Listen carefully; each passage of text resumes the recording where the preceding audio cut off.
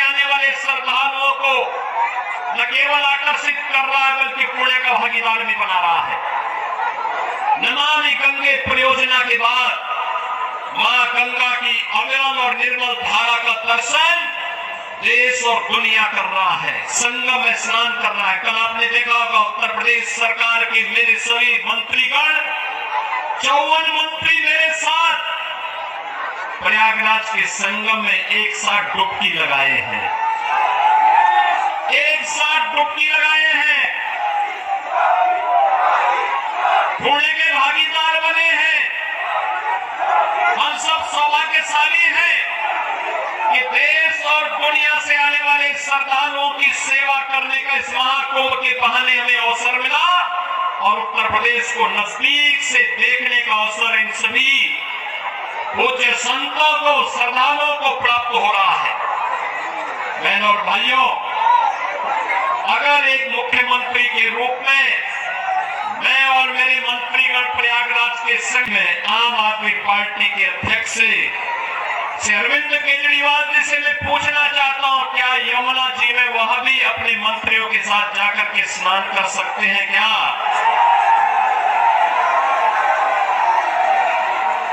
अगर उनमें नैतिक साहस है तो उनको इसका जवाब देना चाहिए।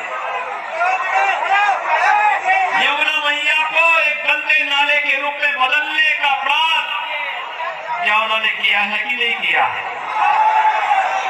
और अगर वह व्यक्ति इस बात का अपराधी है तो फिर मुझे नहीं लगता है कि जनता की जिस जनता जनार्दन की अदालत में उन्हें कोई माफी दी जानी चाहिए, वो माफी के हकदार नहीं हो सकते। बहनों और भाइयों, आज जब हम लोग दिल्ली की स्थिति को देख रहे हैं, ये राष्ट्रीय राजधानी है और राष्ट्रीय राजधानी में एनटीएमसी के क्षेत्र को छोड़ दें, शेष दिल्ली में क्या स्थिति है सड़कों की, शेष दिल्ली में क्या स्थिति है सीवर की, शेष दिल्ली में क्या स्थिति है स्वच्छता की और क्या स्थिति है पेयजल की। ये बुनियादी सुविधाएं होती हैं,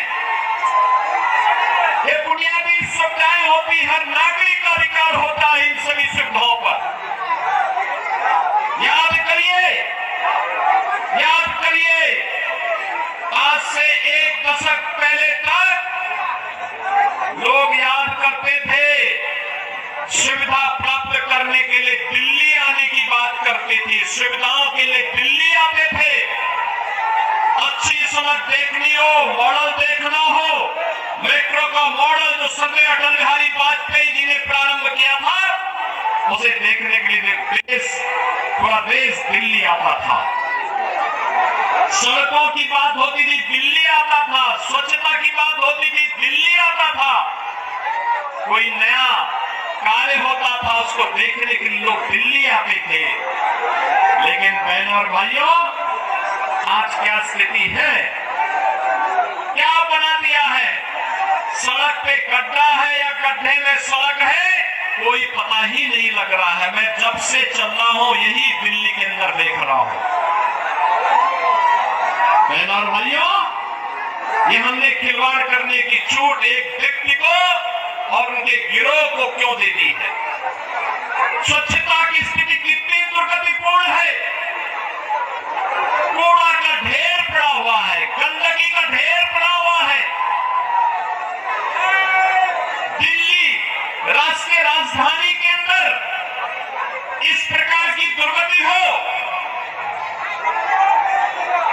सीवर बहना सड़कों पर, हमारे वाहनों को भी उसी सीवर के बहते हुए सीवर से गुजरना पड़ा। और अभी तो पेयजल का भीषण संकट आने वाला है।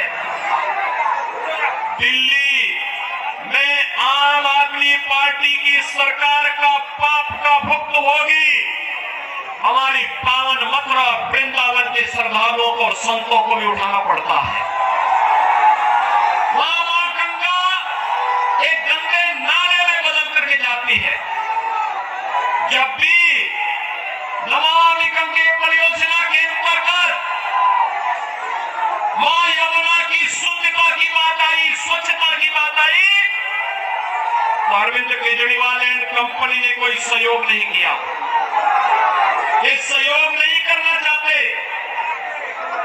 कोई विकास का कार्य नहीं करना चाहते, किसी विकास की परियोजना का मौके पे जाकर के भौतिक सत्यापन नहीं करना चाहते,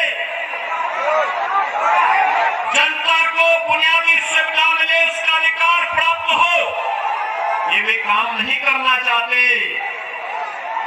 इनका तो एक ही कार्य है, प्रातः काल होते ही सोशल मीडिया पर झूठे ट्वीट करना, झूठी फिल्मों का प्रदर्शन करना, छोटे प्रेस वक्तव्य और प्रेस वार्ता के माध्यम से केवल गुमराह करने वाले वक्तव्यों को देना।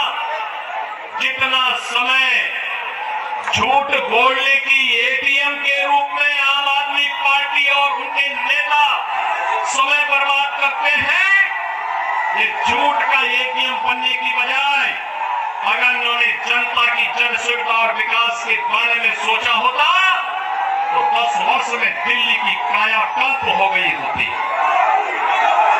दिल्ली बदल गई होती। लेकिन बहन और भाइयों, दिल्ली बदलने की नहीं, इन लोगों ने दिल्ली को तो एक कूड़ा घर बना दिया है। अपने भाषणों में से अरविंद केजरीवाल जी बार बार उत्तर प्रदेश की चर्चा कर रहे हैं, लेकिन उनको भूलना नहीं चाहिए अब मॉडल के रूप में उत्तर प्रदेश को लोग देख रहे हैं। मैं पूछना चाहता हूं, दिल्ली के अंदर भी ओखला औद्योगिक क्षेत्र है और पिछले 10 वर्ष में उद्योग ना के बराबर लगे हैं, कोई सुविधा नहीं, कोई सुविधा नहीं। आम आदमी पार्टी ने एक सुनियोजित साजिश के अंतर्गत ओखला दिल्ली के अंदर उद्योग तो नहीं लगने दिए, कोई रुचि भी नहीं ली, लेकिन इसमें बांग्लादेशी घुसपैठियों को, रोहिंग्या को जरूर बसाने का काम किया है। आम आदमी पार्टी के नेताओं के घर में आधार बनाने की मशीन के माध्यम से आधार बांटे जाते हैं इन बांग्लादेशी घुसपैठियों को, और दूसरी तरफ उत्तर प्रदेश में न्यू ओखला के रूप में नोएडा की तस्वीर भी आप सबके सामने है।